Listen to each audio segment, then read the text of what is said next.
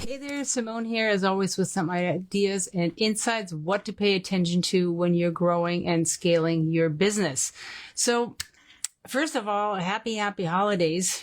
As we're kind of getting into this last week of the year, it's always a great time to reflect and do a little bit of an audit, like, what went really well this year, what didn't go so well, and what do you want to pay attention to so that next year is your best year ever yet.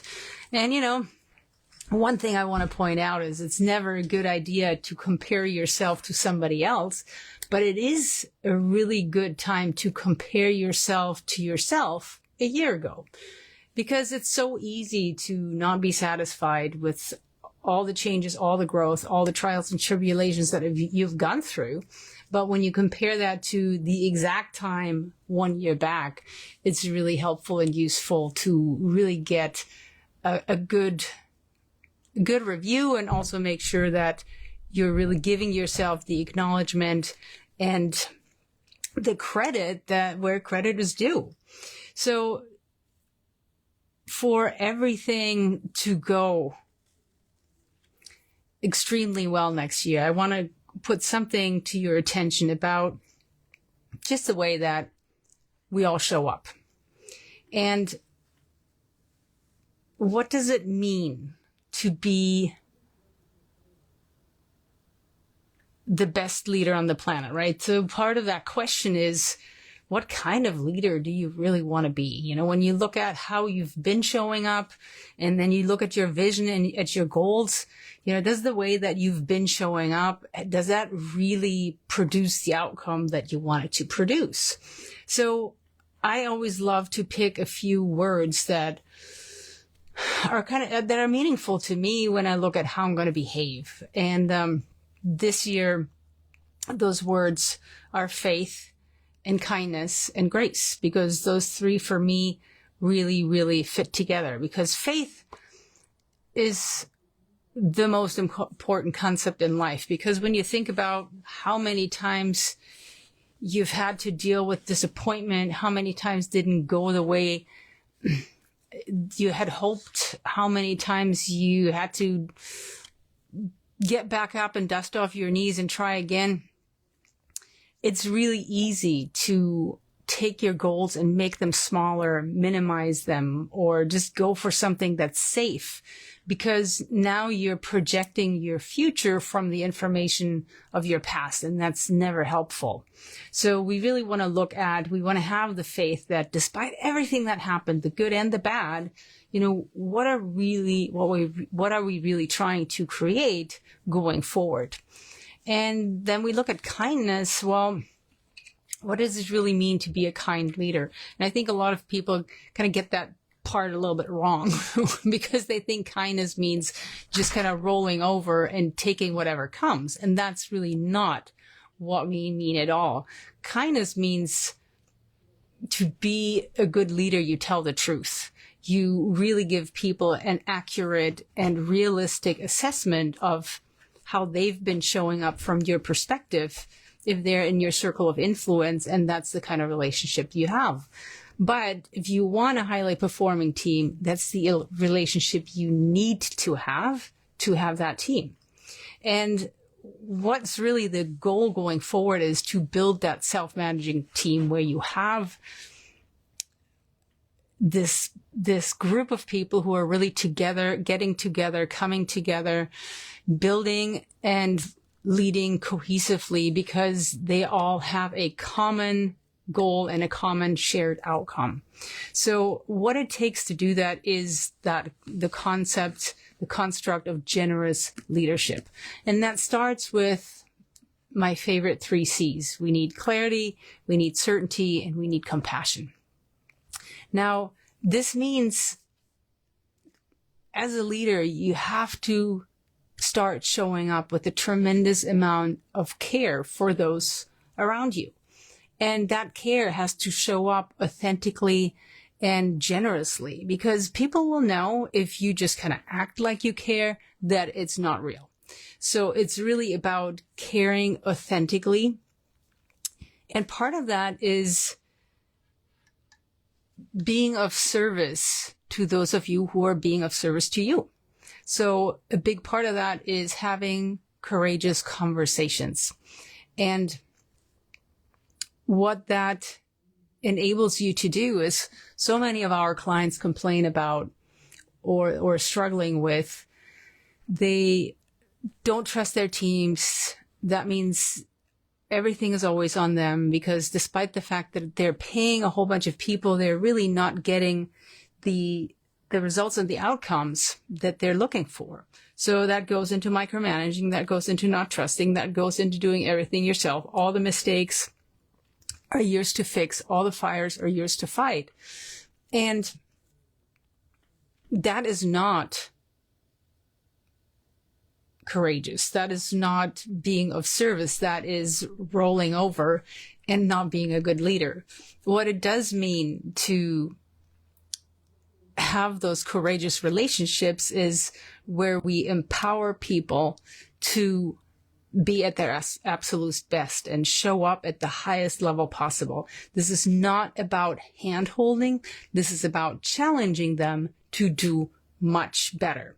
So there are 12 steps that I've mapped out that I want to invite you to pay attention to in terms of how you show up and how they show up and how that relationship works. So it always starts with that first C, the clarity, right? So we need to make sure, or you need to make sure, that you have a crystal clear vision. That's a long-term vision, and then a crystal clear vision that really helps you make that plan for this next year, for the first quarter. So everybody has a light shown on what's real, what's important, what priorities are, and how to show up. So having that 3-year strategic plan is super important. But if you don't have that yet, the most important thing you could be doing right now is getting a really, really clear quarterly plan in place that is not just clear and directive, but that also includes collaboration from your team so that they can truly bring their talent to the table, and that their talent is not limited by your vision. Okay. So having a really, really, really clear Q1 plan in place that you can, if you haven't done all the other stuff yet, this you can share with your team the second you start back up. If it's the 2nd of January, that would be your day to have that meeting and get everybody bought into that plan. Now, that plan is only going to be a good plan if those goals are important to everybody. So part of your question that you have to ask every single person on your team, or that your leaders have to ask all the people that they're leading, is, why are these goals important to you? Because what you have to do to get buy-in from your team is you have to help them relate their own goals to yours. Because if you don't have, remember I said shared goals, shared outcomes. If we don't have that, then everybody is just gonna do what they have to do and not much more. So we really want them to relate to those goals like their own, and that they can find their own goals within yours. And of course, the underlying everything is, think about how you're compensating your team right now. The interesting part is that quite a few of our clients are overcompensating. They're paying too much. They're putting people into roles that they're really not well suited for. And they're not tying those goals to performance. So I want you to look at how you're compensating people currently and tying that compensation to performance. So everybody needs to be paid well, but when you look at what's a meaningful pay, it's when people can actually see what they're producing for that. So you want to pay them well, and when there's exceptional performance, that can get them more of what's truly meaningful to them. And that doesn't even have to mean money. For some people, that's more freedom, more flexibility, more time off,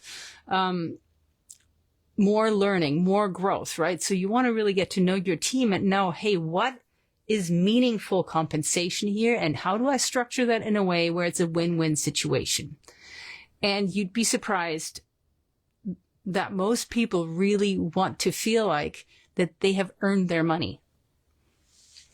All right, so that was the third piece. Now, the fourth point is, as that generous leader, part of being generous with yourself is not sugarcoating and giving people honest feedback.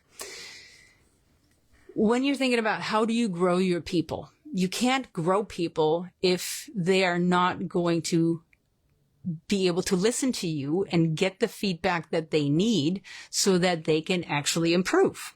So giving feedback and giving honest feedback in a constructive and generous and loving way, in a kind way, is one of the most important ways that you can really truly empower the people on your team and help them grow. And that's also where you notice, are they taking the coaching or are they not? If they're not taking the coaching, well, it's highly unlikely that they're going to be a good team member for you going forward. They're highly unlikely to be people who actually grow with you. So it's very important that you set this up in a way where you give people regular assessments of how they're doing. And, for some people that means yearly reviews or quarterly reviews. And I always think, what a shame that means that you now waited an entire year to give somebody the feedback that they needed to hear 360 days ago. Or if you're doing, biannual reviews or quarterly reviews, same thing. You've just waited far too long to give people the feedback that they really needed to hear a long time ago when they could have made a difference for you much more quickly. So don't sugarcoat, give honest feedback and give it frequently. And that feedback can be positive or it can be challenging. It can be either way, but people need to know where they're at. If you still want to do like an official review at whatever time frame, that's great. But whatever they hear in that review should be no news to them. They should have already heard this. They should have already had requests for what to change, and they should already be on their way to improving or changing that behavior or whatever it is. And of course, for any of this stuff to work, one of the most important thing, of course, is that you have the right people on the bus. And I know a lot of people are struggling with that right now. And there's a very, very simple construct that you can use to get a clear idea of who's here to stay and who will always be that thorn in your side where it feels like you're rolling a boulder up the hill, and no matter what you do, it always feels like there's resistance. And we call that the 4 It's. So when you look at that, what does a team member need so they can truly perform for you? Well, first thing they need is they need to be able to have the capacity to do it, right? And capacity to do it means they're the right fit for the role. They have the right skill set. They can actually do the job because they know how to do it, right? And that, believe it or not, is the easiest part. The next one is they have to get it. And get it means they have to be a team fit. They have to get your mission. They have to get your vision, and they have to be able to truly buy into it. They have to get it what you're about, and they have to get it how they need to show up so that they can support your mission. The third piece, the third it in this is they have to want it. They have to want to be there. They have to want to do a good job. They have to want to grow and improve. They have to want to do an amazing job for you. But the fourth one, and this is the toughest one, and that is truly the distinction between, somebody who's doing a good job and somebody who's doing an amazing job. And that is need it. Because a true A player, a truly exceptional person is exceptional because that's who they are. And no matter what goes on, they have to do an amazing job to feel good about themselves. So if you have anybody on your team who doesn't fit those 4 It's, especially the last 3, you might want to think about if that's the right fit for your company going forward. they have to also be self-starters. And that's part of being an absolute A players. They have to really look for, how can I constantly do better? What can I be doing that can truly improve things? What can I be doing when nobody's told me what to do? And so everybody should be able to examine that, to show that behavior. And part of that is for you to show up in a way where you truly empower them to take on at the highest level. So just giving people a to-do list, just telling them what to do, it's not empowering at all. And it actually shuts people down and limits their ability and their willingness to think. So I want to invite you to practice the 3 levels of delegation, and go back a few episodes because that's where we discussed it in detail.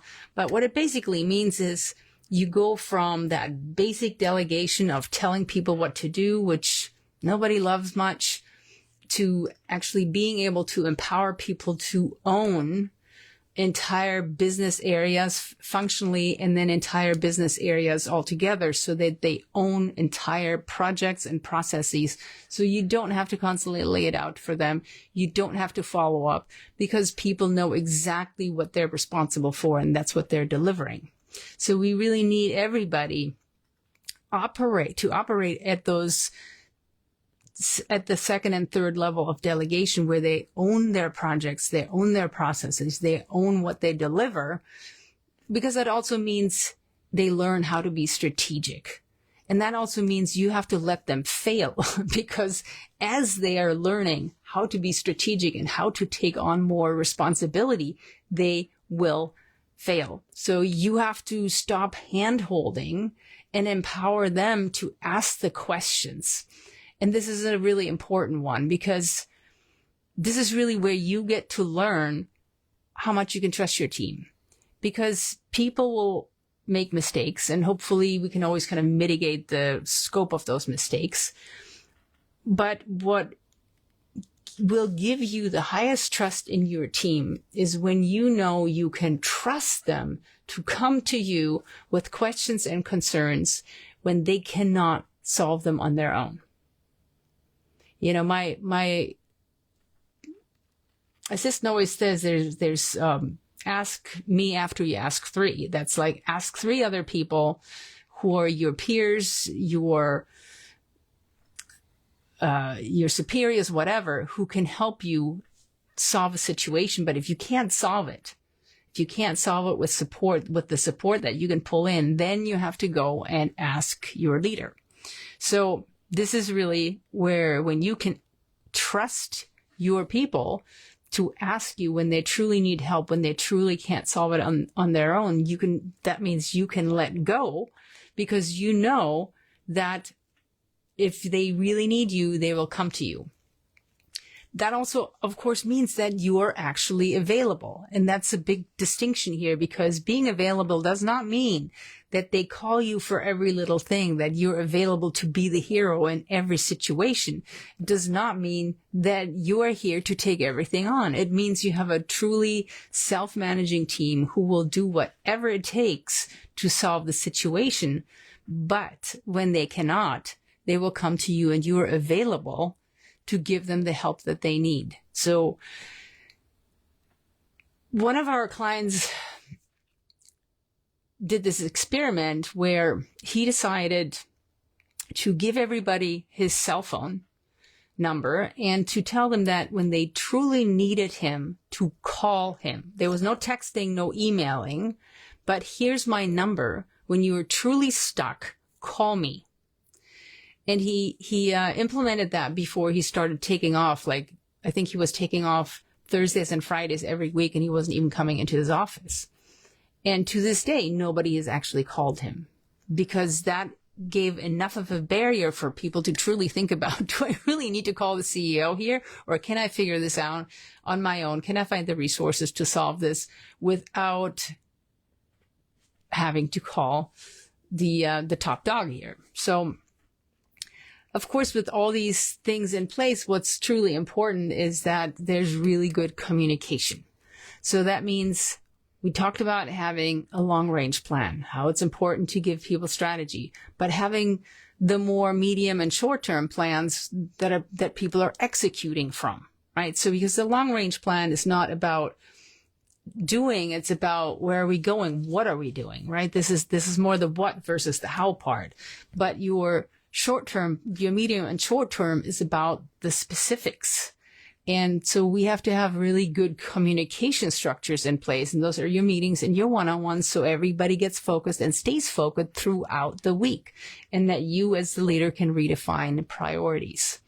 Now, this also means that it's your job as a generous leader to look at all your team members and to teach your leaders to do the same thing with their teams, and look at how can you challenge them consistently. Because especially when you have somebody who does pretty repetitive work, we have to help them get into a place where they do non-repetitive things and they do more complex things, because otherwise they will start growing stagnant. They will stop putting in the extra effort. So it's your job to look at how can I keep growing this person, and how can I help them keep taking on something that is more complex, to get them engaged and to help them stay engaged.